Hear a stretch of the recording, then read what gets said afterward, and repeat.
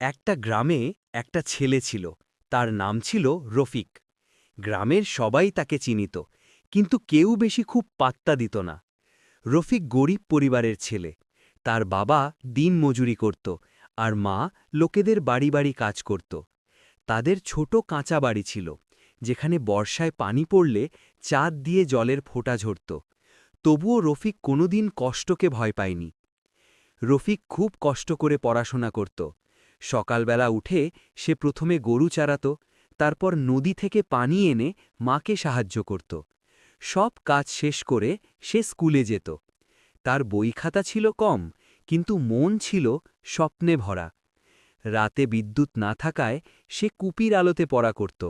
কখনো চোখ বুঝে আসত, তবুও সে ঘুমাতে যেত না। স্কুলের মাস্টারমশাই রফিকের পরিশ্রম দেখে খুব খুশি হতো।